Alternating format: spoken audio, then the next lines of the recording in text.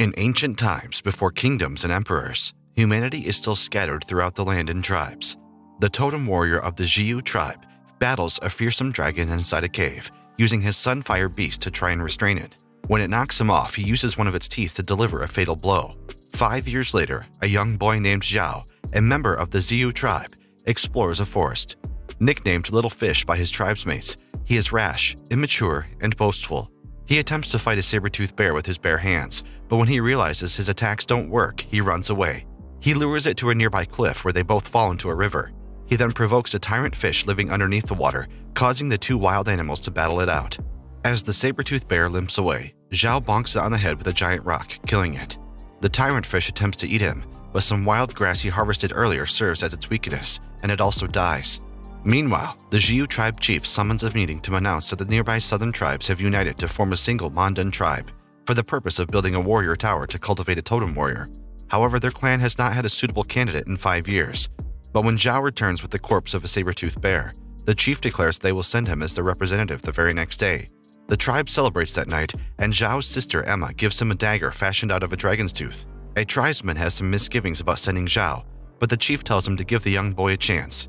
5 years ago, it was a previous totem warrior who had saved Zhao's life from the dragon and gifted him the dragon's fang. From that day, Zhao swore to be a great warrior just like him. Zhao joins other candidates at the warrior tower, where he is instantly ridiculed for his short stature. He butts heads with those who make fun of him, especially a boy he calls Baboon, and another, Long. The two examiners, Hani and Ren, try to restore order in the rowdy hall, but Hani slips and falls due to a banana peel that Zhao had discarded, undermining his authority. Upon seeing Zhao, he tells him to go home since they don't need children, but Zhao insists on staying. Hani then challenges him to fight a fellow examinee, and if he wins, then he can remain and train with them. As the battle starts, Zhao uses his superior speed and agility to run away from Pang, literally meaning fat man, but he is ridiculed as a coward. Zhao is based and doesn't care because of his own unique way of fighting. To his shock, his opponent uses his brute force and crushes the totem he's standing on, causing him to tumble down. His opponent shows mercy for a moment, allowing Zhao to blind him with dust. He has no qualms about fighting dirty, but his tricks don't make up for the fact that he is incredibly weak. Before long, he is defeated. He begs Ren to be given another chance, and taking interest in the young boy, he allows him to stay. Zhao rejoins the other examinees to their great surprise. He quickly befriends Pang, having bonded with him in the earlier fight. As they climb a great rock pillar, Ren demonstrates the power of a totem warrior, gaining the wings of his spirit animal, the crow. He flies to the top of the mountain while Hani rushes to the rest of the examinees to the peak. They are then given their first trial, to cross from one pillar to the other on nothing more than a small wooden plank. They are then to pick up a stone, which will serve as their ticket to continue. Due to the limited number of stones, time is of the essence. One of the examinees accidentally knocks down the wood, forcing several of them to turn around and take the long way. However, two examinees, Long and Pink, successfully leap over the distance. Baboon, driven by his infatuation with Pink, also jumps over. Soon, other examinees join them on the other side, leaving just Zhao and Pang. They tie themselves together with a rope, and through a clever use of force, they make it over to the other side. However, there is only one stone remaining. Zhao wants to duel Pang for it, but Pang declines and relinquishes it without a fight, asking him to fight on in his stead. Hani assigns the examinees their next task. They are to claim the totem mark possessed by one of the tribes in the area. He warns them that they are still wild and uncivilized and are unlikely to give up the mark without a fight. Using large feathers that Ren had gathered, they descend from the mountain. When Long lands, he sees a man being chased by an Amazonian tribe of women. He easily defeats one of the girls, but their chieftain is no easy prey. Using her long whip, she snatches Long's rock away before putting him in binds. Pink lands near a tribe of small, frog-like creatures. She is distracted by their cute appearance, leaving the other frogs alone with her rock. Meanwhile, Zhao lands right on top of Baboon, and they bicker among themselves. However, a large barbarian smacks Zhao on the head before calling out to his other tribesmen that he has caught two intruders. While chasing a frog, Pink is kicked off a cliff and into a swampy marsh. When she realizes it's an animal graveyard, she panics and is swallowed up by the mud. When she awakens, she meets the frog tribe chieftain, who explains that his tribesmen are wary of her because they view her as an ill omen. Several seasons ago, their forest was populated with god trees, but due to overuse, they are eventually withered away. However, Pink accidentally spills over her cup of tea, birthing a god tree at the same spot.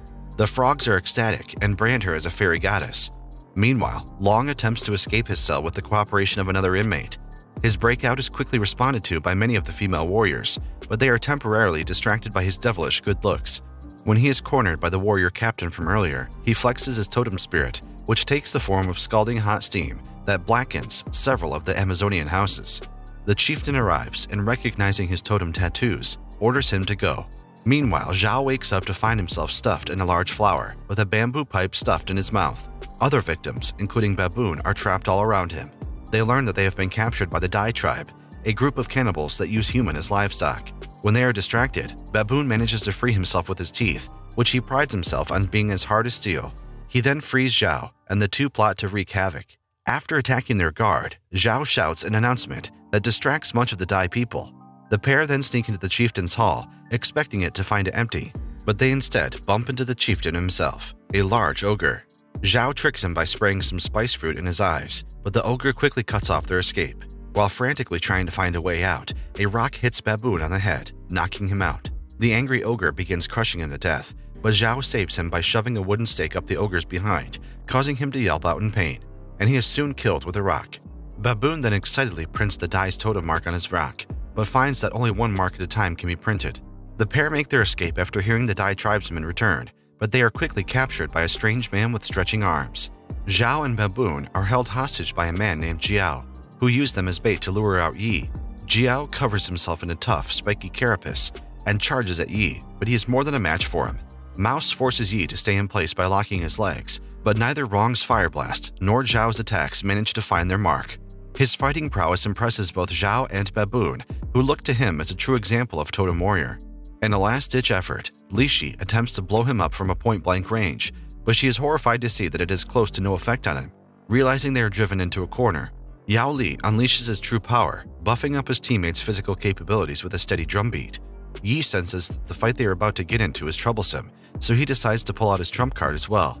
Using Dragon Shattered Void, he reduces everything within a few hundred yards to rubble, prompting his enemies to signal a retreat. Zhao insists on carrying Yi to safety, much to Baboon's dismay. While fording a river, Zhao's foot slips, causing him, Yi, and Baboon to tumble down a waterfall. Meanwhile, Lilu, an examiner assistant, monitors the progress of the other examinees. She watches the efforts of certain individuals, all of whom are claiming totems for themselves. Each of them has their own unique way of finding totem prints, including those who simply bargained for it, and others who took it completely through brute force.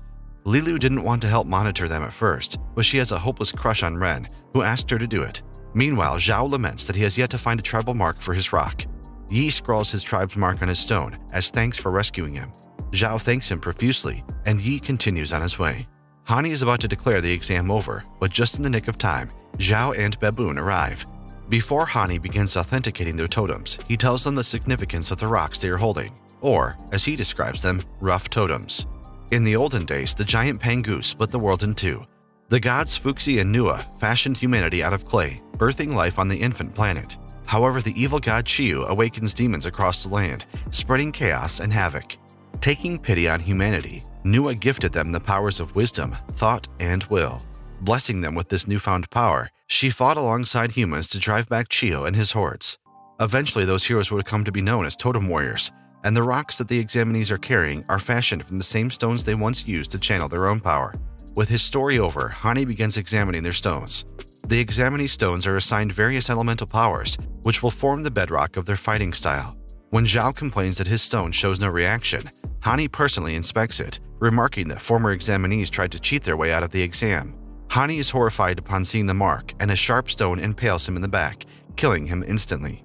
A masked man suddenly appears before them, ridiculing the poor quality of the Totem Warrior candidates. When one of the examinees attempts to escape, the enemy Totem Warriors kill him instantly. While Zhao plots to escape, the masked warriors present them with an ultimatum.